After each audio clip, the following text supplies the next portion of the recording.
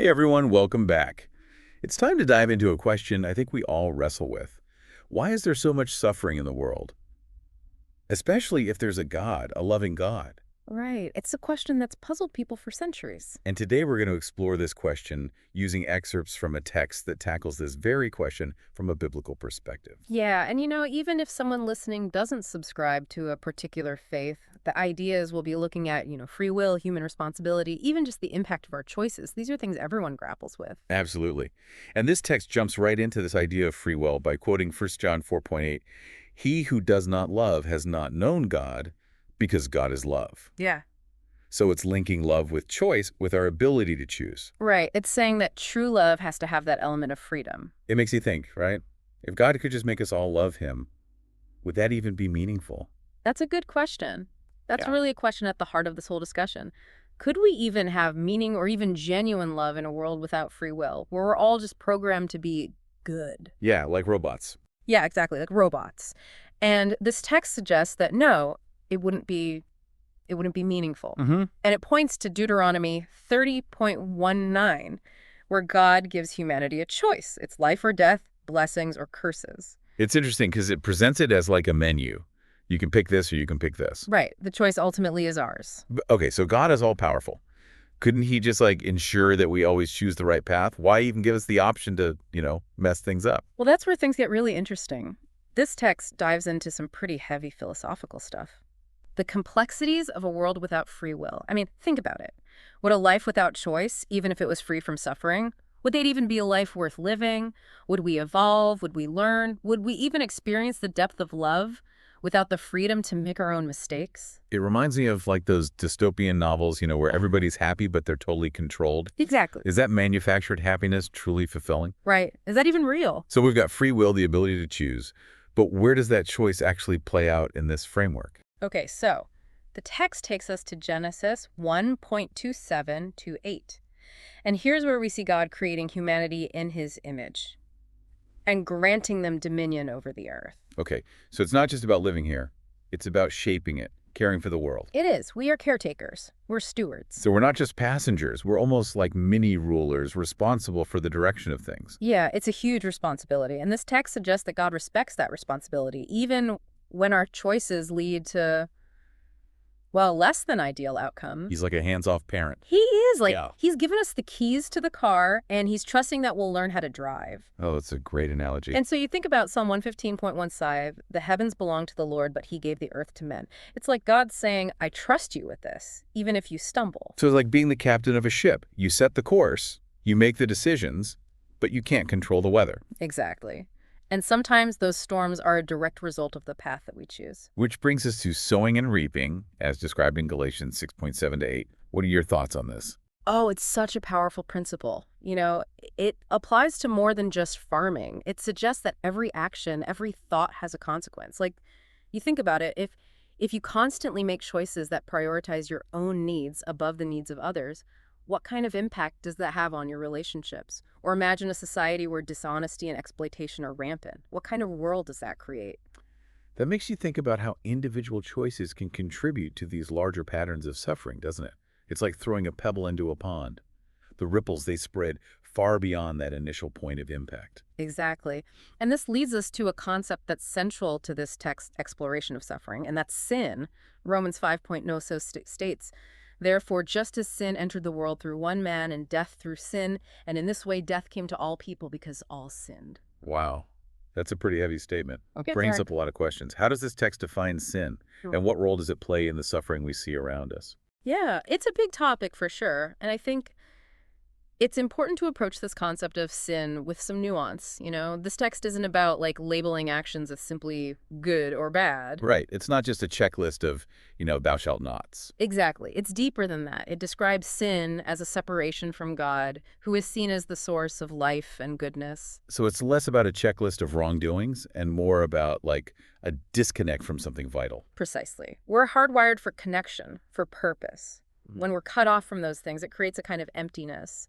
And that separation, it can manifest in harmful ways, like hurting ourselves or others neglecting our responsibilities, harboring bitterness. But it can also be more subtle. you know? Right, like, have you ever felt like you were just going through the motions? Totally. Like disconnected from what truly matters, just kind of on autopilot. I think everyone experiences that at some point. Yeah, that sense of emptiness, that disconnect. Wow. That's what this text links to the broader concept of suffering. And Psalm 81.1213 puts it pretty starkly. But my people would not listen to me. Israel would not submit to me. So I gave them over to their stubborn hearts to follow their own counsels. It's like God saying, you want to go your own way? Fine, but you'll face the consequences. Okay, but hold on. If we're all susceptible to this sin, this separation, does that mean we're all doomed to suffer? Where's the hope in that? Well, that's where the text offers a glimmer of light. It suggests that redemption is possible through repentance and a return to alignment with God's will. It's about acknowledging our missteps, seeking forgiveness, and making a conscious effort to live in a way that minimizes suffering and promotes goodness. So it's not about being perfect, but about striving to make choices that lead us back to that sense of connection, Yeah. of purpose. Exactly. Recognizing the impact of our choices and making amends where we can, you know? This idea of aligning our actions with a higher will. Even if you don't believe in a God, it resonates with a lot of different philosophies. Think about the concept of karma. Actions have consequences. We're all part of this intricate web of cause and effect. Yeah, it's like the butterfly effect. Even the smallest actions can have unforeseen consequences down the line. So while we can't always control the storms that life throws at us, we can control how we navigate them, how we treat ourselves and others, even when things are tough. That's a powerful insight. And this text takes it a step further, introducing the idea of God's sovereignty. Isaiah 45.9:11 reminds us that God is the potter and we are the clay. Ooh, that's a tough one. It almost feels like a surrender of control, right? Like saying, okay, I don't understand why this is happening, but I trust there's a bigger plan, Yeah. even if it's beyond my comprehension. It's definitely a challenge to our human desire for control. But this concept of trusting in a higher power, even when we don't understand the plan, it's resonated with people for centuries. It doesn't erase the pain, but it can offer a sense of perspective, a sense of hope that there's a reason for our suffering, even if we can't see it yet. It's like when you're working on a really complex puzzle. You might only see a few pieces at a time, but you trust that there's a complete picture waiting to be revealed. Exactly. We might only see fragments of our lives. But this text suggests that God sees the whole tapestry, the intricate weaving of events and experiences that ultimately lead to something beautiful and meaningful. Okay, but what about those who don't believe in God? Where do they find that sense of trust, that sense of hope when facing suffering? That's a crucial question. And I think people find meaning and purpose in many different ways. Some find solace in nature, in the beauty and order of the universe. Others find it in acts of service, in working to make the world a better place. Still others find it in art, music, literature, expressing their unique experiences and connecting with something larger than themselves. So it's not about adhering to a specific dogma, but about finding something that gives you a sense of connection, of purpose, something to hold on to when things get tough. Absolutely. It's about finding what resonates with you, what gives you strength and hope in the face of life's challenges. We all grapple with these big questions, and the search for meaning is a deeply personal journey. And this text seems to encourage that exploration. It doesn't shy away from difficult questions, even those that challenge traditional religious beliefs. Like, for example, if God is all-knowing and all-powerful, why doesn't he intervene to prevent suffering? Right. It's like one of the most profound paradoxes of faith. And this text doesn't offer any easy answers. Instead, it invites us to wrestle with those questions, to delve deeper into the mysteries of faith, and to trust that even in the midst of uncertainty, there's a wisdom and a purpose at work. It's like saying the journey itself is part of the growth. Even the act of questioning, of wrestling with these complex ideas can be transformative. Absolutely. It can lead us to a deeper understanding of ourselves and our place in the world. Now, this conversation brings up something that's always intrigued me, this whole idea of personal responsibility in the face of suffering. We've talked about free will and the consequences of our choices. But what about the suffering that seems to come out of nowhere, the things we can't control? That's a crucial question, and one that I think this text addresses, albeit in a nuanced way. Remember that idea of sowing and reaping. It's not just about individual actions, but about collective responsibility. The choices we make, both individually and as a society, contribute to the world we live in. So even if we haven't directly caused a particular instance of suffering, we're all part of a system that might perpetuate it. That's a powerful way to think about it. It challenges us to look beyond our individual experiences and consider how our actions, our beliefs, our choices contribute to the larger systems that shape our world. Think about issues like poverty, inequality, environmental destruction. These are complex problems with deep roots. And while we may not be directly responsible for their creation, we all have a role to play in addressing them. So it's not about pointing fingers or placing blame, but about recognizing our interconnectedness and taking responsibility for our part in creating a more just and compassionate world. But how do we do that when faced with the sheer magnitude of suffering? It can feel so overwhelming. I think it starts with small acts of kindness, compassion, and courage. It's about recognizing that even in the darkest of times, we have the power to choose love, to choose hope, to choose to make a difference. It's like that quote from Mother Teresa, not all of us can do great things, but we can do small things with great love. Even seemingly insignificant acts of kindness can ripple outwards, creating a more positive and hopeful world. It's about shifting our focus from feeling helpless to recognizing our agency, our ability to make choices that align with our values and contribute to the kind of world we want to live in. This reminds me of the idea of a sin that we discussed earlier. Not so much as a list of wrongdoings, but as a disconnect from our true nature, our interconnectedness. Maybe the antidote to suffering isn't just about seeking individual redemption, but about actively working to heal that separation, to mend the fabric of our shared humanity. That's a profound insight, and it aligns with what this text suggests about the importance of loving our neighbor as ourselves.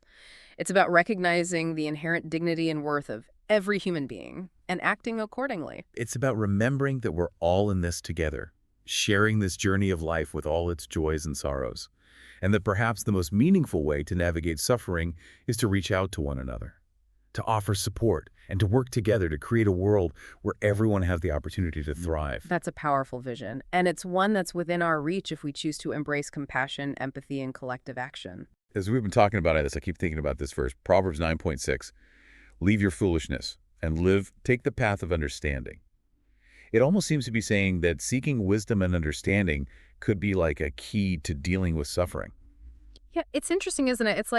It's saying knowledge is power in this context. Yeah, but it's not just about accumulating facts, right? It's about seeking deeper meaning. Right. It's about understanding different perspectives. And ultimately using that knowledge to make better choices. It's Exactly. like saying, don't just react to the world around you.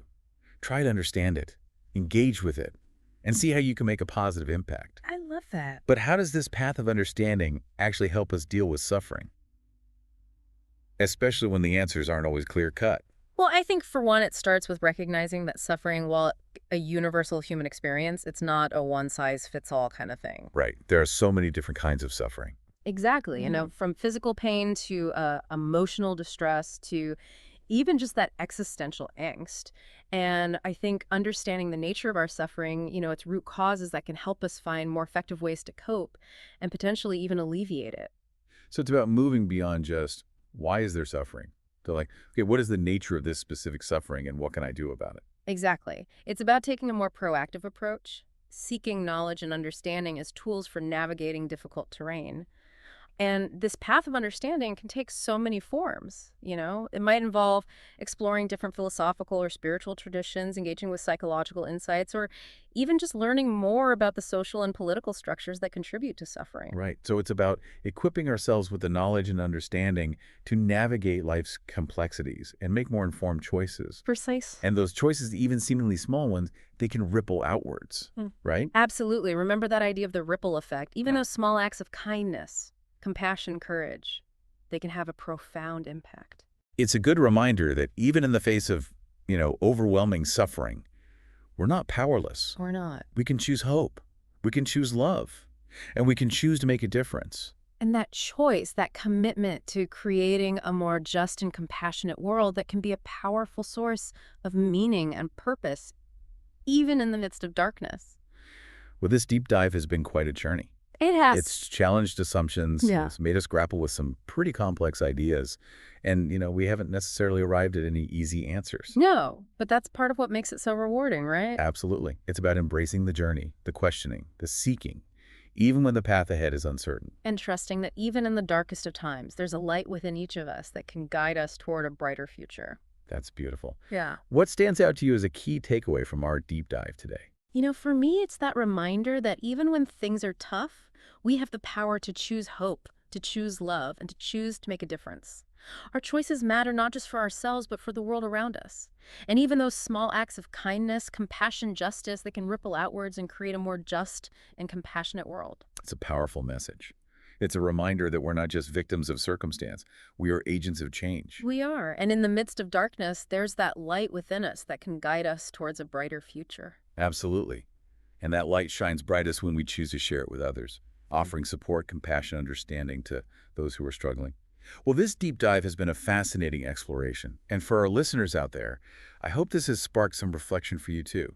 It's an ongoing journey, this exploration of these ideas, the search for meaning and purpose.